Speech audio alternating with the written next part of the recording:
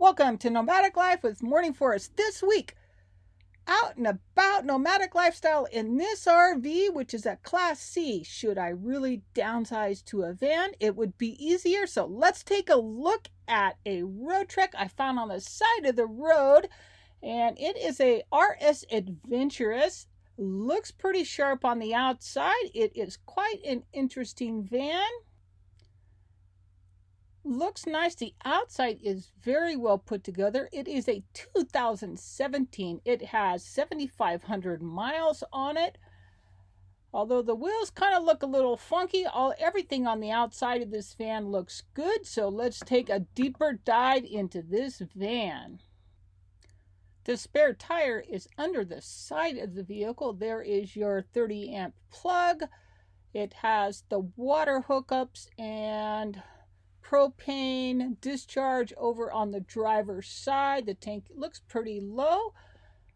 Under the driver's seat is where you will find the macerator switch in this particular vehicle. It is a RS Adventurous, which means it is a 4-seater, and you can actually make beds out of those 4 front seats if you keep all the seats in the vehicle. This is coming into the inside. Looks like there's a lot of cup holders here.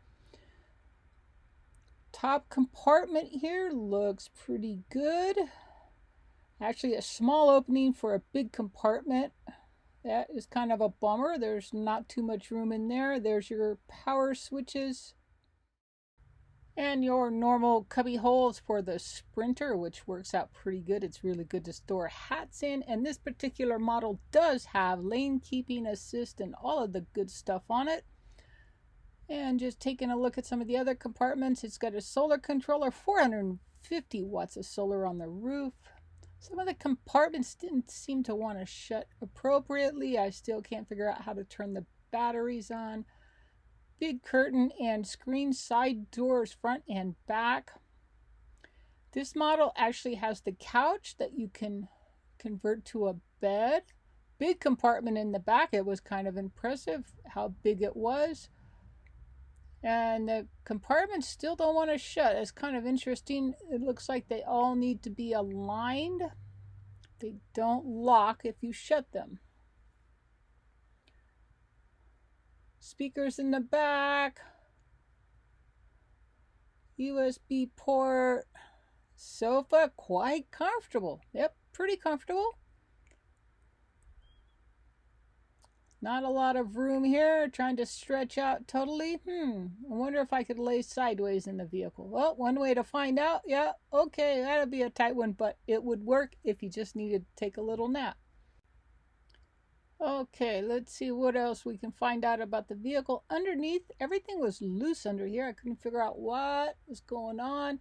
Looks like there might be an inverter back in there, and I don't actually know where the lithium batteries are stored on this vehicle, but it was just open compartments and open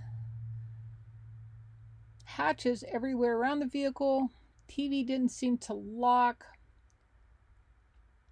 That is all of your ports for your power and DVD player.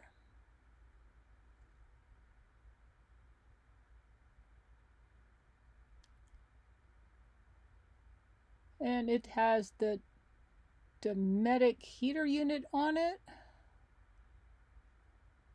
Small little closet right next to the TV area where they put the table leg and all that stuff. And it is pretty small. You could hang a few shirts in here if you needed to hang up your clothing.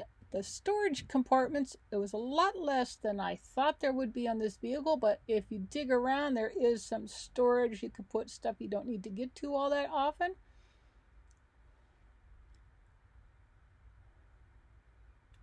Windows in the back. This is the daytime shade. I don't particularly care for these type of shades because once those strings break, you're in for a fun repair project. Glass tops to the stove. A lot of drawers, but very narrow and very shallow. And this one is very shallow. You might get 2 inches on that one. Good spot for the knives. and a few other little things, I assume. Refrigerator, is a compressor driven refrigerator.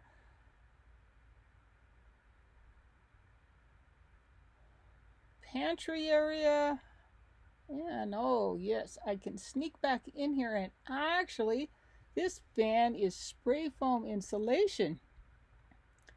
It is a little bit of room back in here and a no gooseneck on the drain. It's a straight drain. I don't know how those actually work. I'm going to have to research that. But there is a lot of foam insulation sprayed into the walls of this. The pantry, well, it is very small. 4 inches wide you might get. I'm still wondering what the problem was back under the seat where it's all taken apart. This is the front. I finally got the seats turned around.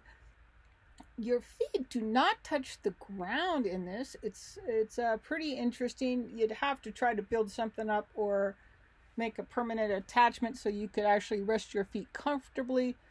If you were traveling with 4 people, it might work out, but I'm traveling solo, so my thought is, can I actually just remove those 2 chairs behind the driver and passenger seat and just go with 2 chairs, and that would free up the room.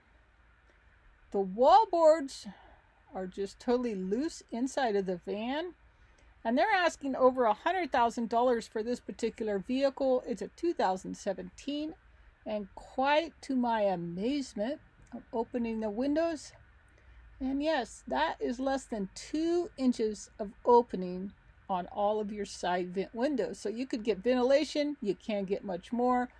The back window there doesn't even open. Let's see how we can do. Looking in the front, if you took out those 2 seats, you could actually do quite a bit with this van. Don't know if I would have enough room to store my RadMini bike. Might be able to get enough. It would be quite interesting if I took out that particular seat. This is the back of the vehicle that actually comes with the bedding to make those 2 front seats out of the 4 seats. Don't know if that would be very comfortable or useful, but it was all put in this van. This is a 2017 with 7,500 miles on it. They want over $100,000. I cannot see that is even justified by any means, paying that much money for a used vehicle. So let's take a look at this. I think we just have to keep looking around for a good deal on a Class B. Thank you for joining me this week. Next week's video, folks, the Goal Zero. Yes, I am getting a Goal Zero, and we're going to see if that helps my power problems in my Class C. Thank you for joining me, folks. Have a good week.